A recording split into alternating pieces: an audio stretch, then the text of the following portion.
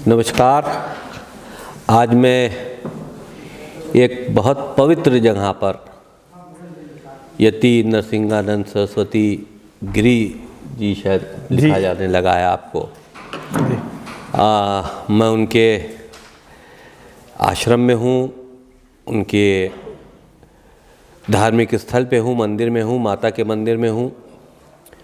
मैं अपने को बहुत इस वक्त खुश नसीब समझता हूँ कि दिवाली के दूसरे दिन मैं महाराज के यहाँ आया और इस पवित्र जगह पे आया, इनसे मुलाकात करने का मौका मिला और इनको रूबरू देखने का मौका मिला, आमने सामने देखने का मौका मिला। तो ये हम समझते हैं कि ये दिवाली का अवसर हमारे लिए बहुत शुभ गया और दिवाली सबको, पूरे हिंदुस्तान को, पूरी दुनिया को बहुत बहुत मुबारक हो और लोग इसी तरह से इंसानियत की पूजा करें। और जो यति महाराज नरसिंहानंद सरस्वती जी कर रहे हैं हिंदुओं के लिए, ख़ास करके उनका काम तो इंसानियत के लिए है, लेकिन जो हिंदुओं के लिए वो एक सेनापति के रूप में हिंदुस्तान में देखे जा रहे हैं, इससे हम भी अपने लिए गर्व समझते हैं। कम से कम समाज में एक ऐसा व्यक्ति है जो अपने समाज के लिए मजबूती से डटा हुआ है, जबकि उसकी गर्दन काटने के लिए करोड़ों तलवारें इनकी तरफ उठी हुई हैं। और ये इनकी बहादुरी है और अपने धर्म के लिए मोहब्बत है। और ये मोहब्बत हम समझते हैं हर धार्मिक व्यक्ति के लिए होनी चाहिए उन दैशी दरिंदों के खिलाफ जो कि मुसलमान हैं। देवाधिदेव भगवान महादेव शिव और जगत जननी मां जगदम्बा के चरणों में नमन करते हुए शिव शक्ति धाम डासना से मैं नरसिंहानंद गिरी, मैं आज वसीम भाई का शिव शक्ति धाम डासना में स्वागत कर अपने आप को अभिभूत पाता हूं। सत्य और न्याय के लिए लड़ता हुआ एक योद्धा जो अपनों से भी तिरस्कृत है और बहिष्कृत है। देखिए, सत्य के लिए जो भी लड़ेगा, न्याय के लिए जो भी लड़ेगा और जो बिना झुके, बिना डरे, बिना दबे अपनी बात कहेगा, भारत में उसकी बहुत ज़्यादा कीमत नहीं होती। अभी हमारा समाज उस स्थिति तक नहीं पहुंचा है जब हम विचारकों की और योद्धाओं का भी सम्मान करने लगे। तो वसीम भाई ने आज जो जितनी भी मेरी बात हुई है, वसीम भाई की ये पुस्तक है मोहम्मद, आज इसका यहाँ विमोचन हुआ है। ये मेरे लिए बड़े सौभाग्य की बात है कि वसीम भाई यहाँ आए और मैंने उनके दर्शन किए। उन्होंने हमारी माँ के दर्शन किए, महादेव के दर्शन किए, माँ का और महादेव का आशीर्वाद लिया। मैं अभिभूत हूँ इस बात से। वसीम भाई के बारे में सभी आप लोग जानते हैं कि वसीम भाई सिया वक्फ बोर्ड के चेयरमैन थे और अभी भी सिया वक्फ बोर्ड के मेंबर हैं। मैं जितनी भी बात वसीम भाई से करूँगा, इसमें कोई कोशिश करूँगा कि कोई राजनीतिक बात ना करूँ, क्योंकि जितने बड़े मिशन के सिपाही वसीम भाई हैं, ऐसे मिशन के सिपाही हर कीमत देकर अपने मिशन के लिए लड़ते हैं। इनके रास्ते में कुछ भी आ जाए, ये उसी को ठोकर मारकर आगे बढ़ते हैं। और ऐसे ही पागलों ने, ऐसे ही मूर्खों ने, क्योंकि हमारा समाज ऐसे लोगों को बुद्धिमान नहीं मानता है, लेकिन ऐसे ही लोग बदलाव लाते हैं। दुनिया जब भी बदली गई है, वसीम भाई जैसे लोगों के कारण ही दुनिया बदली गई है। एक तो वसीम भाई आपका बहुत बहुत स्वागत है। और मैं सभी से कहता हूं कि हम दोनों की जो बात होगी उसके धार्मिक मतलब निकाले जाने चाहिए, उसके मतलब सामाजिक परिप्रेक्ष्य में निकाले जाने चाहिए। कोई भी राजनीतिक मतलब हमारी किसी बात का नहीं निकाला जाना चाहिए। वसीम भाई, आप आज गोवर्धन पूजा के दिन आप यहां आए, आपका बहुत बहुत स्वागत है। जी शुक्रिया महाराज। वसीम भाई, आप कट्टरपंथी मुसलमानों को तो छोड़ दीजिए, जो कट्टरवादी हैं उन्हें तो छोड़ दीजिए, एक आम मुसलमान भी मुझसे बहुत नफरत करता है, बहुत चिढ़ता है। आप यहां आए, आपने विधिवत देवताओं की पूजा की, आपको क्यों लगा कि यहां आपको आना चाहिए? महाराज, मैं उन आम मुसलमानों से भी नहीं हूँ। वो आम मुसलमान जो है वो दिखावे का मुसलमान है। वो है वही जो आप जिसको कट्टरपंथी कह रहे हैं, अगर उसने कुरान को एक्सेप्ट कर लिया और रसूल को एक्सेप्ट कर लिया, है वही। वह उसको कट्टरता करने का मौका नहीं मिल रहा, इसलिए आम है। ये कितनी बड़ी बात वसीम भाई आपने कही है। मैं आपका बहुत बहुत इस बात के लिए सम्मान करता हूँ। इतना बड़ा सत्य कहना हर आदमी के बस में नहीं है। आपने मोहम्मद के ऊपर किताब लिखी है और ये किताब मेरे हाथ में है, सभी लोग देख लें। मोहम्मद के ऊपर वसीम भाई की ये किताब है। वसीम भाई, आप इस पुस्तक के बारे में बताइए कि इस पुस्तक में आपने क्या लिखा है। देखिए, पहले हमने कुरान मजीद के ऊपर पढ़ा, उसे समझा। हमें लगा कि ये कुरान एक झूठी किताब है और ये एक प्रोपेगेंडा है इंसानियत के ख़िलाफ़, और एक ग्रोह जिसको अल्लाह के झूठे संदेश देकर मजबूत करके और दुनिया पर कब्ज़ा करने की कोशिश की जा रही है, ये उसका बेसिक पार्ट है। तो इसके लिए मैंने आवाज़ उठाई। लेकिन जब वो पढ़ा तो उसको पढ़ने के बाद फिर उसके जिसके नाम से ये किताब को प्रस्तुत किया गया है वो मोहम्मद, तो फिर मोहम्मद के चरित्र को पढ़ना शुरू किया। तो जब मोहम्मद के चरित्र को पढ़ा तो हमने उसमें ये पाया कि मोहम्मद अल्लाह के रसूल नहीं थे, मैसेंजर ऑफ गॉड नहीं थे। बचपन में जब वो अपनी माँ के पेट में थे तो उनके बाप का इंतकाल हो गया था। जब माँ पैदा हुई तो उन्हीं ने उस बच्चे को अपने एक दासी को दे दिया, वो उनकी परवरिश में रहे। उसके बाद वो अकेलेपन को पसंद करते थे, काल्पनिक विचारों में रहते थे, उन जगहों पर जाके बैठते थे जहाँ सन्नाटा होता था। तो वो काल्पनिक विचार उनके, जब उनकी एक शादी हो गई जहाँ वो काम करते थे, एक खतीजा नाम की एक वहाँ बहुत बड़ी अमीर औरत थी, तो वो इनसे बहुत बड़ी थी, दुगनी थी। ये 20, 22, 23 के थे, वो 40 के ऊपर थी। लेकिन दौलत इतनी थी कि इन्हीं ने दौलत की लालच में उनसे शादी कर ली, उनका प्रस्ताव ठुकराया नहीं। उसके बाद हमने ये पाया कि ये सुनसान जगहों में इनके बैठने की आदत गई नहीं। ये गुफा में गए।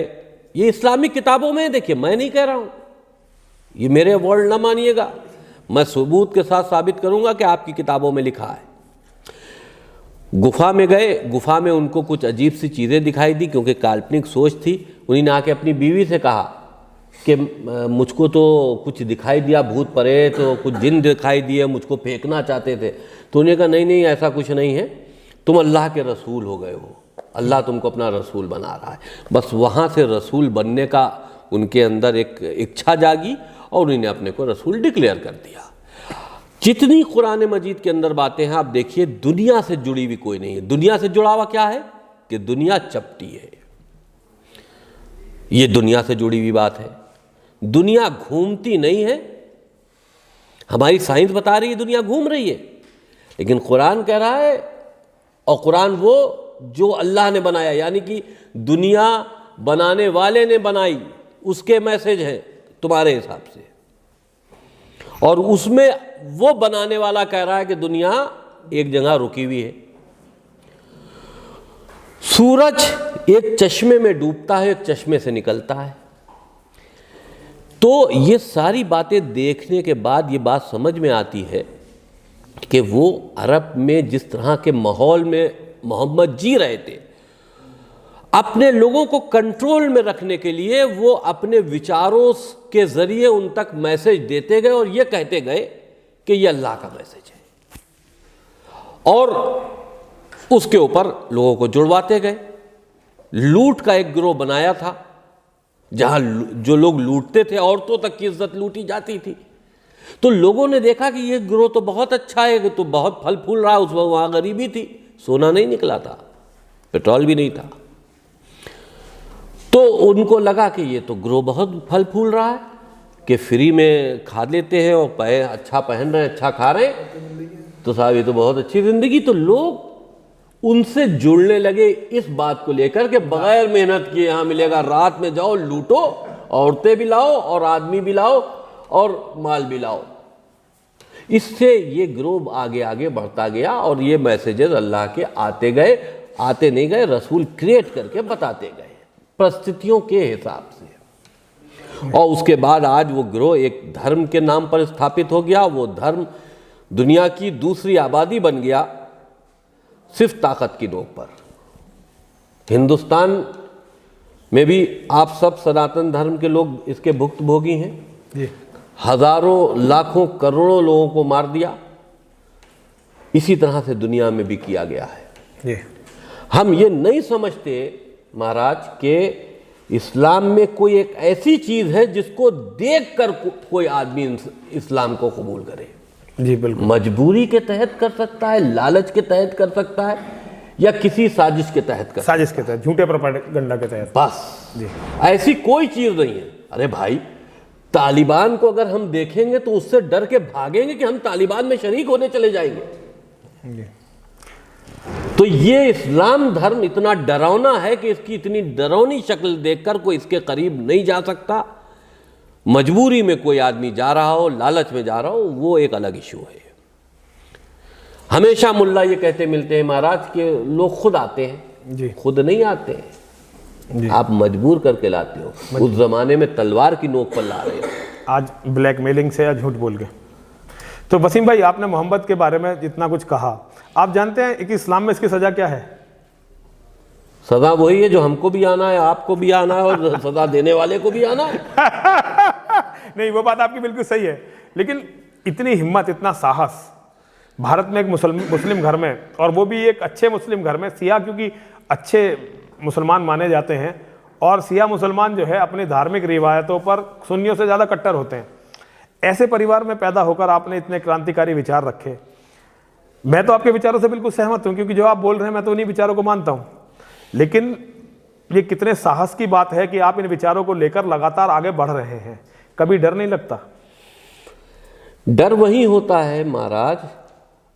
अब यही सवाल अगर हम आपसे पूछ लें कि आपको डर नहीं लगता? जी जी।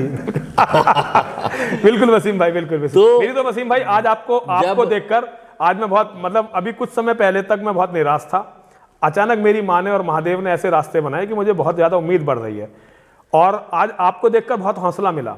आज आपको देखकर बहुत ज़्यादा, मतलब मैं अपनी भावनाओं को बता नहीं सकता कि आपको यहाँ देखकर मेरी भावनाएं मतलब किस तरह की हैं। मेरे पास व्यक्त करने का कोई माध्यम नहीं है, लेकिन वसीम भाई आपने आकर मेरी पूरी लड़ाई को मान्यता दी है। आज आपने मैं जो लगातार बोलता रहा हूँ, लोग विश्वास नहीं कर रहे थे। आज जब वसीम रिजवी वही बात एक किताब के रूप में लिखकर यहाँ मेरे पास लाए हैं, तो ये किताब वसीम रिजवी की किताब नहीं है, ये किताब नरसिंहानंद के मन की किताब है। ये किताब उन लाखों करोड़ों पीड़ितों की किताब है जो इस्लाम से पीड़ित रहे हैं, जिन्हें मोहम्मद के नाम पर बर्बाद किया गया, जिनकी बहन बेटियों की मंडियां लगाई गई, जिनकी बहन बेटियों से बलात्कार हुए और वो बोल भी नहीं पाए। आज वसीम रिजवी ने उन करोड़ों लोगों को इस देश में एक जुबान दी है, एक अभिव्यक्ति दी है। तो मैं तो वसीम रिजवी का व्यक्तिगत रूप से, आज मेरे लिए वसीम रिजवी एक व्यक्ति नहीं है। आज हम तो हिंदू हैं, सनातनी हैं, हम तो हर उस व्यक्ति में ईश्वरीय अंश को देखते हैं जो सत्य के और न्याय के लिए लड़ता है। तो आज तो मैं वसीम रिजवी में एक ईश्वरीय अंश को देख रहा हूं, और मैं वसीम रिजवी जी से इतना कहना चाहता हूं, भाई, अपने भाई से, अगर आप सत्य और न्याय के लिए इसी तरह से लड़ते रहे और आप अपने मार्ग से कभी डगमगाए नहीं, तो मानवता के इतिहास के आप इतने बड़े चमकदार सितारे बनोगे कि मानवता कभी आपको भुला नहीं सकेगी। नरसिंहानंद होते रहते हैं, मरते रहते हैं, बस फिर जन्म लेते रहते हैं, लेकिन वसीम रिजवी बहुत कम होते हैं। इसीलिए दुनिया वसीम रिजवी को याद रखे। मेरी अपनी माँ और महादेव से यही प्रार्थना है कि दुनिया, इतिहास और मानवता सदैव वसीम रिजवी को याद रखें। तो रिजवी साहब, बात करते रहेंगे हम लोग। ये तो मेरे अपने उद्गार थे जो मैंने आपके बारे में कह दिए, आप इससे प्रभावित नहीं होंगे, मैं अच्छी तरह से जानता हूँ। बस मैं आपसे इतना जानना चाहता हूँ कि इतना साहस दिखाने के बाद आपको समाज से क्या उम्मीदें जगी? आपको कैसा लगा? समाज का व्यवहार आपको कैसा लगा? समाज का अब तो घर ही छोड़ के चला गया और समाज की क्या बात करें। और रही बात मुझे, देखिए, मैं निराश होने वाला व्यक्ति नहीं हूँ। मैं आगे 100 साल की प्लान करके चलता हूँ जी। आज वसीम रिजवी की बात नहीं सुन रहे हो, आने वाले 50-100 सालों में सुनोगे जी। हम नहीं रहेंगे, हमारी किताब रहेगी, हमारे स्टेटमेंट रहेंगे। आज नहीं समझोगे तब समझोगे। इसीलिए मैं आपकी इज्जत करता हूँ, आपसे प्रेम करता हूँ, क्योंकि आप में भी वो शक्ति है, आप भी वो काम कर रहे हैं कि जो आपसे पहले किसी ने नहीं किया। आपने हिंदुत्व को जगाने की कोशिश की है, और मैंने बहुत सी जगह पे ऐसा महसूस किया है कि जहाँ पर हमें ये लगा कि हिंदुओं में, हम ये नहीं कहेंगे देखिए कि कहीं पर कोई कमज़ोरी है, हम ये कहते हैं कि उनका स्वभाव जो है वो थोड़ा लचीला है, और लचीले स्वभाव का व्यक्ति हमेशा नुकसान में जाता है अगर के गद्दारों का साथ हो। बिल्कुल बिल्कुल वसीम भाई, बिल्कुल। अगर गद्दार आपके दोस्त है या गद्दार आपके आसपास इर्द गिर्द है तो लचीले स्वभाव का व्यक्ति मारा जाता है। जी। तो हम ये नहीं कहते कि हिंदू मुसलमानों को मार दें, या मुसलमान तो खैर मारने की तैयारी कर ही रहे हिंदुओं की, हम ये नहीं कहते कि आप मुसलमानों को मारो, लेकिन आपको अपने धर्म की रक्षा करने का पूरा अधिकार है। और आप जैसा एक सेनापति के रूप में अगर हिंदुओं को कोई व्यक्ति मिला है तो हम ये समझते हैं कि हिंदुओं की खुशकिस्मती है कि आप जैसे व्यक्ति लोगों में साहस पैदा कर रहे हैं। वसीम भाई, आपका एक स्टेटमेंट कुछ समय पहले मैंने पढ़ा था, सोशल मीडिया पर बड़ा वायरल हुआ कि मुसलमान 20 साल के अंदर हिंदुओं का कत्ल करने की तैयारी कर चुके हैं। इस्लामिक जिहादी 20 साल के अंदर हिंदुओं को कत्ल करने की तैयारी कर चुके हैं। क्या आपने वास्तव में ऐसा स्टेटमेंट दिया है? बिल्कुल, आज भी मैं कहता हूँ, जो मदरसों के अंदर पढ़ाया जा रहा है, ये बच्चे आप देखिए कि 22,000 मदरसे लीगल इनलीगल उत्तर प्रदेश में 5-6 साल के अंदर डेवलप हो गए। तो 22,000 मदरसे जो नए आए हैं, तो आप सोचो कि उसमें बच्चे कितने नए आए होंगे। और बच्चों को जब शुरू से ये पढ़ाया जाएगा कि हिंदू काफिर है, काफिरों का कत्ल करना वाजिब है, जन्नत ऐसे मिलेगी, काफिरों का कत्ल करके मिलेगी, अल्लाह की तरफ जाना है वहाँ पर हूरें मिलेंगी। अब जब हर तरह की लालच दे दी गई है, अय्याशी करने की भी, अब अल्लाह ऊपर बैठकर अय्याशियाँ कराएगा, आपके लिए लड़कियाँ मुहैया कराएगा, 72 हूरें देगा। तो भाई अब जिस तरह की अल्लाह की पोजीशन तुम बना रहे हो, तो लालच, जो जिस लालच में हो उस लालच में आए। तो सवाल इस बात का है कि देखिए, ये बात इसलिए कही गई कि जिस तरह से आप देखिए कि पिछले 10, 15, 20 सालों में आम लड़का नौजवान इस्लामिक दाढ़ी और इस्लामिक पहनावा पहनने लगा है। आप तो धार्मिक लोग हैं, आप धार्मिक पहनावा पहने आप तो धार्मिक लोग हैं। मुल्ला मौलवी पहने हमें कोई एतराज़ नहीं है। वो डॉक्टर, वो इंजीनियर्स, जो पढ़े लिखे व्यक्ति हैं, वो जिनको मदरसे से मतलब नहीं, स्कूल कॉलेज जा रहे हैं, वो धार्मिक दाढ़ी अगर और पहले रखे हुए हो, धार्मिक पहनावा पहने हुए हो, तो इसका मतलब तुम में गड़बड़ हुई है, ज़हन के किसी कोने में कट्टरता पैदा हुई है। तो भाई कश्मीर में जो परिस्थितियां बनी वो इसलिए बनी कि वहां मेजॉरिटी में था, उसने हिंदुओं को भगा दिया। उन जगहों पर परिस्थितियां इसलिए नहीं बनी, वो सेकुलर दिखाई देते हैं आपको अपने बीच में मुसलमान, जो आपसे घिरे हुए हैं, आपसे दबे हुए हैं। इनको कश्मीर छोड़ आइए, फिर पहचान भी ना पाइएगा कि ये इतना सेकुलर थे। कुल मिला के वसीम भाई, आप जो बातें कह रहे हैं, मैं भी यही बातें कहता रहा हूं। लेकिन आप कहते हैं 20 साल में हिंदुओं को खत्म कर देंगे। क्या आपको लगता है कि 20 साल में हिंदू खत्म हो जाएगा? 100 करोड़ हैं अभी। उनकी सोच है, कुरान में लिखा है, कुरान को फॉलो करते हैं। ये 10 लोग 100 के बराबर है। बिल्कुल, कुरान की एक आयत है जिसका वसीम भाई जिक्र कर रहे हैं कि ए मोमिनो, तुम जिहाद करो, यदि तुम 10 हो तो तुम 100 काफिरों पर भारी पड़ोगे, और तुम 100 हो तो 1000 काफिरों पर भारी पड़ोगे, क्योंकि अल्लाह ने काफिरों की बुद्धि खराब कर दी है। ये आयत है कुरान की। वसीम भाई उसी का जिक्र कर रहे हैं। वसीम भाई की बात बिल्कुल सही है, और मैं हिंदुओं को बताना चाहता हूँ, वसीम भाई झूठ नहीं बोल रहे हैं। उनकी तैयारियां हैं 20 साल के अंदर आपको जड़ से मिटा देने की, आपको खत्म कर देने की। मेरा भी अपना अध्ययन इसी की तरफ जाता है। मेरा मानना यह है कि जिस तरह से मुसलमानों ने अपनी जनसंख्या भारत में बढ़ाई है, हो सकता है कि 2029 में उनका प्रधानमंत्री हो, और अगर 2029 में नहीं प्रधानमंत्री वो बना पाए तो 2034 तो किसी भी हालत में हिंदू प्रधानमंत्री भारत में नहीं बनेगा। और एक बार मुसलमान प्रधानमंत्री बना तो अगले केवल 20 सालों में 40% हिंदुओं का कत्ल होगा। जो उस समय की परसेंटेज होगी, जो भी उस समय का टोटल परसेंटेज होगी, उसमें 40% का कत्ल होगा। 50% लोग डर से अपने बच्चों को बचाने के लिए, अपनी औरतों को बचाने के लिए धर्म परिवर्तन करेंगे। 10% हिंदू बचेगा जो विदेशों में या रिफ्यूजी कैंपों में रहेगा, जो धीरे धीरे समाप्त हो जाएगा। एक पिक्चर तो ये है। दूसरी पिक्चर ये है कि लोग वसीम भाई की बात को सुने उनकी बात पर ध्यान दें, वो बिल्कुल सत्य बोल रहे हैं और जो वो कह रहे हैं उस रास्ते पर चलें। अगर आपने अपने धर्म के लिए, न्याय के लिए, सत्य के लिए लड़ना स्वीकार किया तो आपकी जय होगी। वसीम भाई ने जो साहस दिखाया है, इसको आप किसी भी तरह से किसी राजनीतिक परिप्रेक्ष्य में ना लें। ये ना सोचें कि ये इस दल के साथ हैं, उस दल के साथ हैं, इसके विरोधी हैं, उसके विरोधी हैं, पहले ऐसे थे, पहले वैसे थे। पहले हम धर्मनिरपेक्ष थे। मैं नरसिंहानंद सरस्वती एक धर्मनिरपेक्ष परिवार में पैदा हुआ जिसकी आस्थाएं कांग्रेस के साथ थी, गांधी में, नेहरू में थी। मैं गांधी और नेहरू को हिंदुओं के विनाश का जिम्मेदार मानता हूं। व्यक्ति बदल जाते हैं, हमारा अतीत कुछ भी हो सकता है, लेकिन आज जो है मैं वो अलग है और कल जो होंगे हो सकता है कल कुछ और हो। ऐसा नहीं है कि आज हम और वसीम भाई धर्म के मार्ग पर चल रहे हैं, मानवता के लिए चल रहे हैं, तो कल भी ऐसा जरूरी नहीं है कल भी हम ऐसे ही रहें। हो सकता है कब हमारा दिमाग खराब हो जाए, माँ हमारा विनाश चाहने लगे, महादेव हमारा विनाश चाहने लगे और हम अपने रास्तों को छोड़ दें। मैं वसीम भाई से केवल इतना कहना चाहता हूँ, जिस रास्ते पर वसीम भाई चल रहे हैं, हो सकता है मैं वसीम भाई की कोई ज़्यादा मदद उस रास्ते पर ना कर पाऊँ, लेकिन मैं इतना बताना चाहता हूँ कि वसीम भाई का रास्ता वसीम भाई को अमरता की ओर ले जाएगा। वसीम भाई हमेशा के लिए मानवता के एक सितारे बनेंगे, मानवता उन्हें कभी भूलेगी नहीं। मेरी बहुत बहुत शुभकामनाएं हैं वसीम भाई के लिए। वसीम भाई ने जितनी दिलेरी के साथ मेरे साथ बैठकर ये लाइव किया, मोहम्मद के बारे में पुस्तक लिखी, मोहम्मद के बारे में अपने विचार दुनिया को फैलाए, मेरे और वसीम भाई के विचारों में जरा सा भी अंतर नहीं है। हो सकता है मेरी जानकारी कुछ कम हो तो एक दो बातें मैं अलग कहता हूँ वसीम भाई से, लेकिन भावनाएं वही हैं। और कुरान के बारे में जो वसीम भाई ने बोला वो बिल्कुल वही बातें हैं जो आज तक मैं हिंदुओं को बताता रहा हूँ। तो मैं वसीम भाई की आज बहुत बल, मुझे व्यक्तिगत रूप से मुझे बहुत बल मिला और बहुत सारी बातें जो बहुत सारे मेरे साथी कहते थे कि नहीं ये नहीं हो सकता, वसीम भाई ने मुझे तो कम से कम ये समझा दिया कि मैं सही रास्ते पर हूँ। मैं माँ और महादेव से प्रार्थना करता हूँ कि वसीम भाई पर अपनी कृपा बनाकर रखें।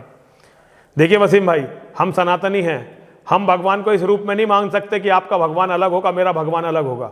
हम भगवान को केवल इस रूप में मान सकते हैं कि आप भगवान को अलग तरह से देखते हैं, मैं भगवान को अलग तरह से देखता हूं, लेकिन भगवान सबका है एक ही।